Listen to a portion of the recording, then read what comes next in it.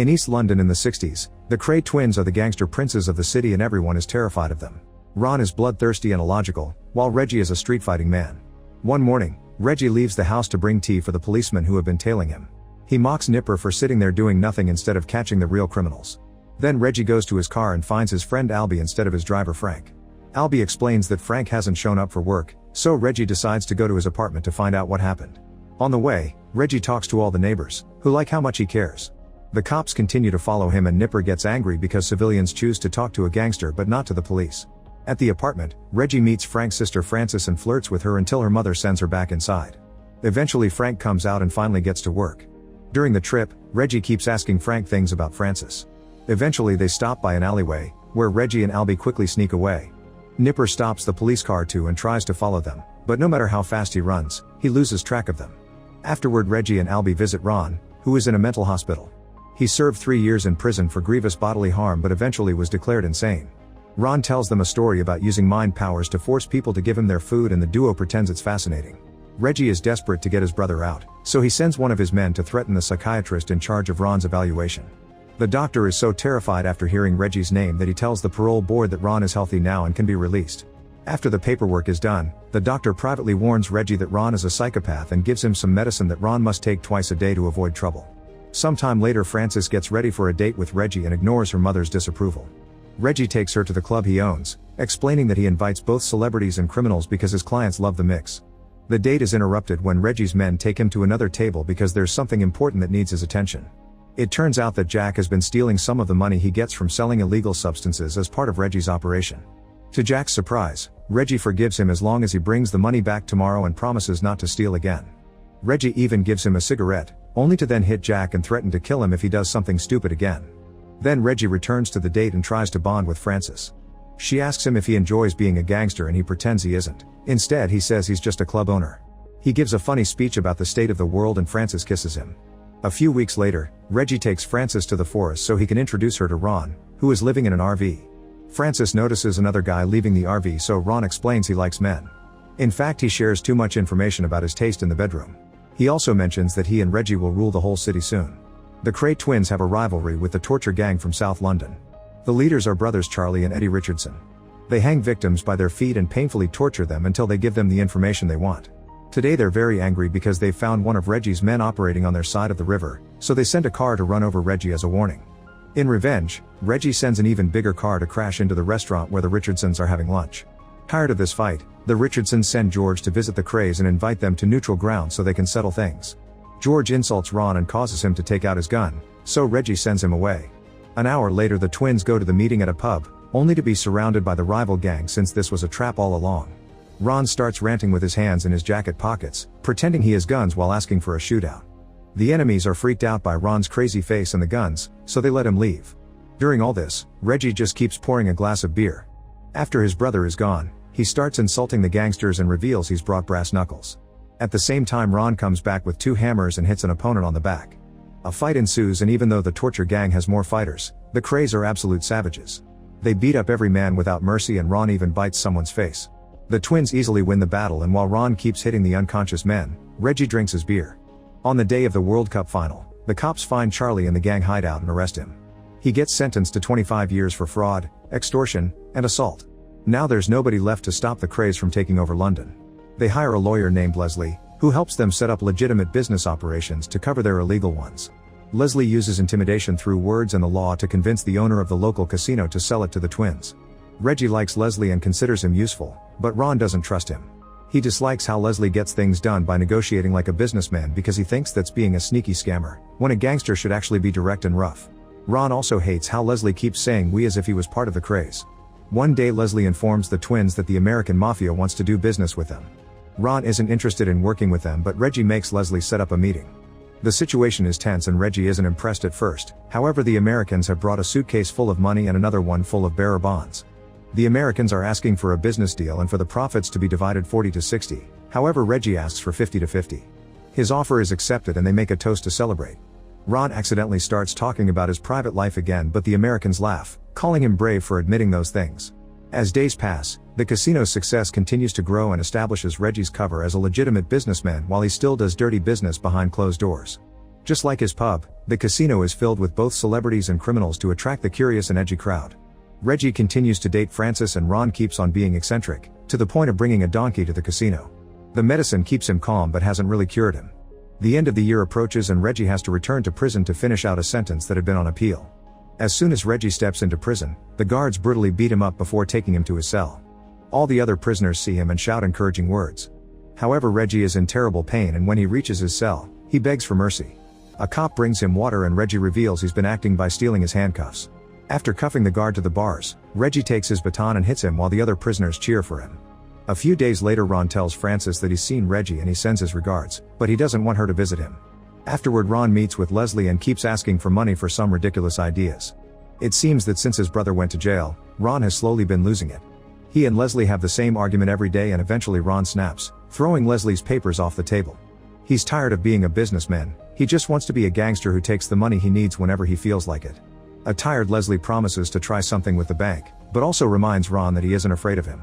Meanwhile, Frances goes to visit Reggie, who isn't happy about her ignoring his message because he doesn't want her to see him like this. Frances wants to report the guards who are abusing him, so Reggie has to explain to her how the corrupt system works. She wishes he would leave the criminal life behind, but he says it's not that simple. At the club, Ron interrupts a performance by badly playing an instrument. Then he takes over the microphone to mock his rich clients for their fancy lives, telling obscene jokes in the process. Nobody laughs except for his assistant Teddy, and Leslie worries about the possible consequences. Eventually Reggie is released and he immediately visits Frances. He climbs to her window and gives her a ring as he asks her to marry him. Frances will only accept if he promises to go clean, and Reggie swears to do so on his honor. Afterward, the couple goes to the club and Reggie is shocked to find it mostly empty. Leslie tells him that Ron has ruined things and the place will crash next week when the tax bill comes. A furious Reggie starts yelling at Ron and an argument ensues. When Frances tries to defend Reggie, Ron insults her as well.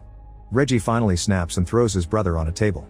The twins start fighting, brutally hurting each other with any object they can find and even drawing blood. Ron has had lots of practice in prison and manages to overpower Ron, leaving him bleeding on the floor. Frances is disgusted by all this violence and leaves the club. A crying Ron brings Reggie down for a hug, explaining how sometimes he doesn't feel like himself. The next day Reggie goes after Frances and convinces her to give him another chance.